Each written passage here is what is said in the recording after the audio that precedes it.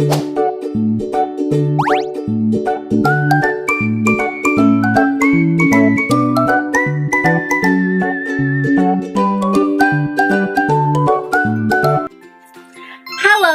Sobat Eni, Sobat Gen Z. Selamat datang di ruang ngobrol yang santai tapi penuh makna.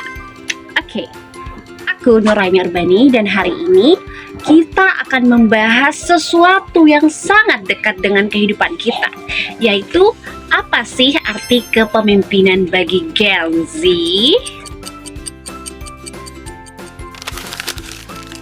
Oke.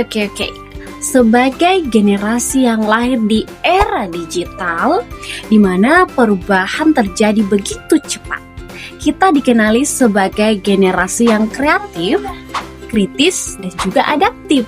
Tapi apakah dengan itu membuat kita otomatis dapat menjadi seorang pemimpin yang baik? Buat aku pribadi, kepemimpinan itu bukan cuman posisi dan juga jabatan, tapi lebih ke bagaimana seorang pemimpin ini dapat menginspirasi, memberikan pengaruh positif, dan juga mampu menggerakkan orang lain dalam mencapai tujuan yang baik. Bagi Gen Z, kepemimpinan itu kolaboratif, di mana Gen Z lebih menyukai seorang pemimpin yang mendengarkan, terbuka dengan ide-ide baru, dan juga dapat diajak berdiskusi, bukan hanya tahu memerintah saja ya. Karena pemimpin yang disukai oleh Gen Z itu adalah pemimpin yang memberikan contoh nyata, turun langsung, dan juga menjaga integritasnya. Di era digital, pemimpin juga perlu untuk melek digital, karena Gen Z menginginkan seorang pemimpin yang dapat menggunakan media sosial dan juga inovasi digital. Hal ini digunakan untuk menyebarkan kebaikan, tentunya ini akan memberikan dampak yang sangat positif. Menurut aku, ada 3 hal yang sangat perlu dimiliki oleh seorang pemimpin. Yang pertama adalah visioner. Visioner ini berarti pemimpin tersebut harus memiliki pandangan ke depan. Yang kedua adalah empatik. Jadi seorang pemimpin itu harus dapat mendengarkan orang lain dan juga memahami orang lain. Yang ketiga adalah aksi nyata.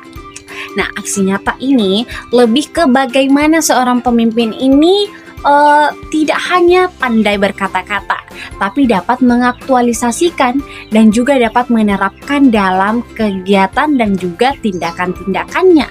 Jadi bagi orang-orang yang hanya bisa berkata-kata tanpa bukti, skip dulu ya.